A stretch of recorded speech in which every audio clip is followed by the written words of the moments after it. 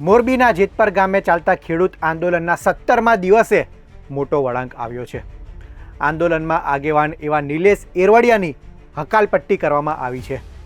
નિલેશ એરવડિયાની શા માટે હકાલપટ્ટી કરવામાં આવી અને આગામી સમયમાં હવે આ આંદોલન કઈ દિશામાં જશે તેના વિશે વિગતવાર આજના વિડીયોમાં વાત કરીએ।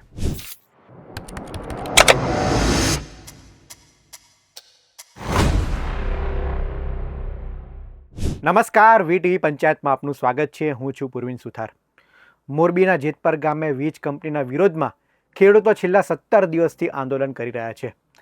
કુલ 9 ખેડૂતો અનશન પર બેઠા હતા, પરંતુ 17મા દિવસે એક મોટો વળાંક આવ્યો છે। આંદોલનમાં આગેવાન એવા નિલેશ એરવડિયાની હકાલપટ્ટી કરવામાં આવી છે। નિલેશ એરવડિયાને તો આપ સૌ જાણો જ છો, છેલ્લા ઘણા દિવસથી તેઓ મીડિયામાં ચર્ચામાં રહે છે, પરંતુ છેલ્લા 2 દિવસ પહેલાં હકાભા ગઢવીએ તેમની સાથે થયેલી એ વાતચીતનો ઓડિયો કોલ જાહેર કર્યો હતો। હકાભા ગઢવીએ ઓડિયો કોલ જાહેર કરીને મોટો આરોપ લગાડ્યો છે કે નિલેશ એરવડિયા સરકાર સાથે સમાધાન કરવા માટે કરોડો રૂપિયા માગી રહ્યા છે। આના સનસનાટીભર્યા હકાભાએ આરોપ લગાડ્યા હતા।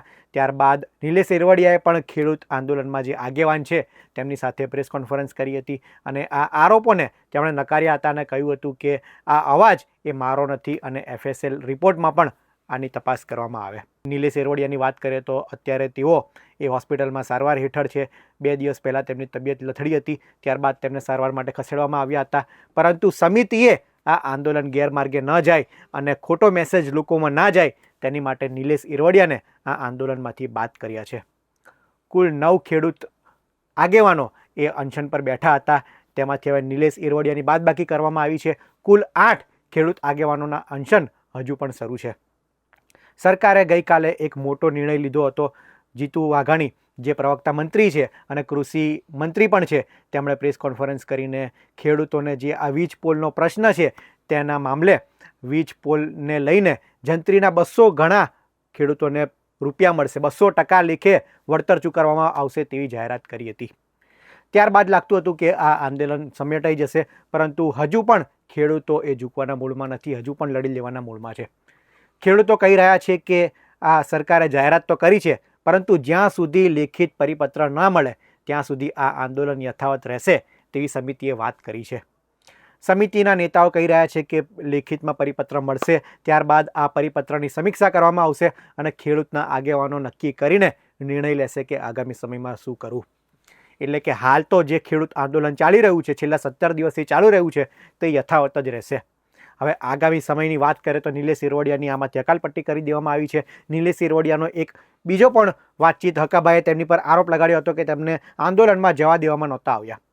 બીજી તરફ નિલેશ એરવડિયા એમ કહી રહ્યા હતા, તેમના આક્ષેપ નિલેશ એરવડિયાના એ રીતના છે કે તમારી સરકારમાં સારી પહોંચ છે, સરકારના નેતાઓ તમને ઓળખે છે, તો આ 3 મુદ્દા જ્યાં સુધી નહીં સમેટાય ત્યાં સુધી અમે આંદોલન યથાવત રાખવાના છે અને જો આ 3 મુદ્દે સરકાર વાતચીત કરવા માગતી હોય તો તમે મંત્રીઓને કહો કે અમે ચર્ચા કરવા તૈયાર છે। પરંતુ ત્યારબાદ એટલે ટૂંકમાં નિલેશ એરવડિયાનો કહેવાનો મતલબ એમ હશે કે હકાભા ગઢવીને આ આંદોલનની આગેવાની કરવી છે અને તેમને જસ લઈ લેવો છે, એટલા માટે આ આંદોલનમાં આવી રહ્યા છે।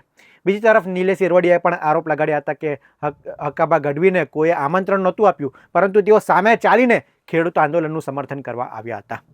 ત્યારબાદ બંને વચ્ચે વિવાદ થતા અને ખેડૂત આંદોલનને એ ખોટો મેસેજ લોકોમાં ના જાય અને આંદોલન તૂટી ના પડે તે માટે સમિતિએ નિર્ણય લીધો છે અને નિલેશ એરવડિયાની આ આંદોલનમાંથી હકાલપટ્ટી કરી દીધી છે। એટલે કે આગામી સમયમાં હવે આ આંદોલન તો યથાવત રહેવાનું જ છે। સરકાર હવે આ મુદ્દે પરિપત્ર ક્યારે બહાર પાડે છે અને ખેડૂતો આગામી સમયમાં શું નિર્ણય લે છે તેની પર અમારી નજર રહેલી છે।